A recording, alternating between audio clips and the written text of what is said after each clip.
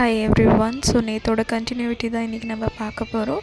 So நேற்று வந்து நம்ம ஹீரோயின் அவங்க தங்கச்சி அவங்க வீட்டுக்கு போகணுன்னு சொல்லியிருப்பா இல்லையா. ஸோ அவளும் வந்து இல்லை நான் உனக்கு ஹெல்ப் பண்ணிவிட்டு போகிறேன்னு சொல்லியிருப்பா. ஸோ அந்த டைமில் விராஜ் வந்து இந்த அவன் பாட்டி லைனில் இருக்காங்கன்னு சொல்லிட்டு ஜான்வி கிட்டே ஃபோனை கொடுப்பா. ஸோ பாட்டி என்னென்னா போன டைமே அவள் ஒரு மாதிரி அழுதுட்டு ஃபோன் பேசியிருப்பா இல்லையா. அதனால் பாட்டி நீ நல்லா இருக்கியாம்மா, உனக்கு எந்த பிரச்சனையும் இல்லை நீ சந்தோஷமாக இருக்கியான்னு கேட்டுட்ருப்பாங்க. இவளும் தயங்கி பாட்டி நான் நல்லா தான் இருக்கேன், எனக்கு ஒன்றும் பிரச்சனை இல்லைன்னு சொல்லின்னு இருப்பா. ஸோ அதே மாதிரி பாட்டி ஓகேம்மா நீ சந்தோஷமாக இருந்தால் எல்லாம் சரிதா அப்படின்னு சொல்லிட்டு ஃபோனை வச்சுருவாங்க. அந்த டைமில் பார்த்தாக்கா விராட் சடனாக ஜான்வின்னு கூப்பிடுவாங்க. கூப்பிடுறப்ப என்னான்னு கேட்டாக்கா இந்த மாதிரி ஏன் இது துப்பட்டா வந்து டைனிங் டேபிளில் இருக்குது அப்படின்னு சொல்லி கேட்பா. ஸோ தான் அந்த டைனிங் டேபிள் மேலே வச்சுருப்போம் ஆல்ரெடி. அதுக்கு சாரிங்க மிஸ்டேக் பண்ணிட்டேன், நான் தான் தெரியாமல் அங்கே வச்சுட்டேன், இனிமேல் இப்படி நடக்காதுன்னு சொல்கிறான். ஸோ இனிமேல் நடக்காததுக்கு இல்லை, இப்போ நடந்ததுக்கு நீ பனிஷ்மெண்ட் வாங்கியே ஆகணும் அப்படின்னு சொல்லிட்டு வார்ட்ரோப்பில் இருக்க துணி எல்லா இடத்தையும் வெளியே போட்டு நீ எல்லாத்தையும் மறுபடியும் மடித்து வை அப்படின்னு சொல்லிட்டு அவளுக்கு ஒரு பனிஷ்மெண்ட்டையும் கொடுப்போம். துணியை வந்து அவள் வந்து அரேஞ்ச் பண்ணி வச்சுருப்பா. அந்த டைமில் வந்து ஒரு நைட் சூட்டை வந்து கேஷுவல் ட்ரெஸ்ஸில் வச்சுருப்பா. அதை பார்த்துட்டு மறுபடியும் எல்லாத்தையும் வெளியே எடுத்து போட்டுட்டு இல்லை நீ மறுபடியும் எல்லாத்தையும் மடித்து வை, எனக்கு பர்ஃபெக்ஷன் ரொம்ப முக்கியம் அப்படின்னு சொல்லுவாள். அதுக்கு மறுபடியும் ஃபைனலாக இவெல்லாம் மடித்து வச்சுட்டு கூப்பிட்டு காட்டுவாள். அப்போ பார்த்தா சரிம்மா இப்போ எல்லாம் பர்ஃபெக்டாக இருக்குது, ஸோ நான் இந்த பர்ஃபெக்ஷனை தான் எக்ஸ்பெக்ட் பண்ணுறேன், இனிமேல் இந்த மாதிரி தப்பு எதுவும் பண்ணக்கூடாது அப்படின்னு சொல்லிவிட்டு சரி நீ உட்காரு நான் உனக்கு மசாஜ் பண்ணி விட்டுருன்னு சொல்லுவாள். அதெல்லாம் ஒன்றும் வேணாங்கன்னு சொல்லுவாள் ஜான்வி. இல்லை உனக்கு ஷோல்டர்லாம் வலிக்கும்ல நான் மசாஜ் பண்ணி விட்றேன்ட்டு கையை வந்து கழுத்துக்கிட்ட எடுத்துகிட்டு போவாள். அப்போ வந்து ஐயோ இவன் எங்கே நம்மளை கொண்டு போட்டுருவானோ அப்படின்னு சொல்லிட்டு அவள் யோசிச்சுட்டு உட்காந்துட்ருப்பா. அந்த டைமில் நீ ஏமா ஜான்வி சும்மா இவ்வளோ பயப்படுற, நான் உன் புருஷன், நீ இவ்வளோலாம் பயப்படாத அப்படின்னு சொல்லுவாள். இதை பார்த்து தங்கச்சி ஓகே நம்ம அக்காவை மாமா நல்லா தான் பார்த்துக்கிறாரு அப்படின்னு சொல்லிட்டு அவளே ஒரு கன்க்ளூஷன் வச்சுட்டு போயிடுவாள். ஸோ கிச்சனில் இவங்க 2 பேரும் சமைச்சிட்ருக்கப்ப இவள் சமைச்சே முடிச்சிருக்க மாட்டா. பட் அதுக்குள்ளே ஜான்வி வந்து எல்லாம் எடுத்து பொருளுங்களெல்லாம் கரெக்டாக அரேஞ்ச் பண்ணி வச்சுன்னு இருப்பாள்.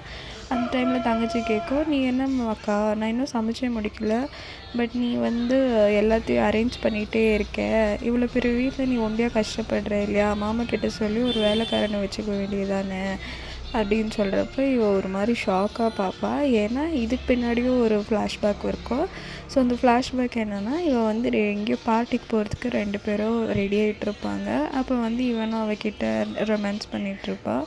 அந்த டைமில் வந்து அப்போ ஜான்வி சொல்வாள் ரொமான்ஸ் பண்ணுறதுக்கெல்லாம் டைம் இல்லை, நான் போய் கிச்சனில் இருக்கிற ஐட்டம் எல்லாம் அரேஞ்ச் பண்ணுறேன், நீங்கள் போய் காரில் உட்காந்துருங்க அப்படின்னு சொல்கிறப்ப இல்லை நானும் வந்து உனக்கு ஹெல்ப் பண்ணுறேன்னு சொல்லிட்டு 2 பேரும் கிச்சனில் வருவாங்க.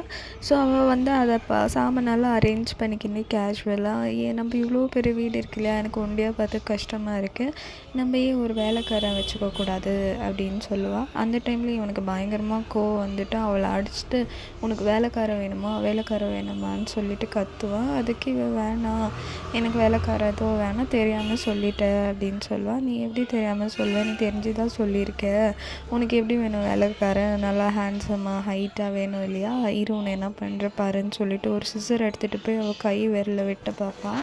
அந்த டைமில் தெரியாமல் சொல்லிட்டேன், இனிமேல் நான் சொல்ல மாட்டேன், எனக்கு வேலைக்காரன் எதுவுமே வேணாம், என்னை விட்டுருங்க அப்படின்னு சொல்லிட்டு இவன் ரொம்ப பயந்து அழுவா. அந்த டைமில் வந்து கேட்குறியா இனிமேல் இந்த மாதிரி கேட்குறியா அப்படின்னு சொல்லிட்டு அவளை மிரட்டிகிட்டே இருப்பாள்.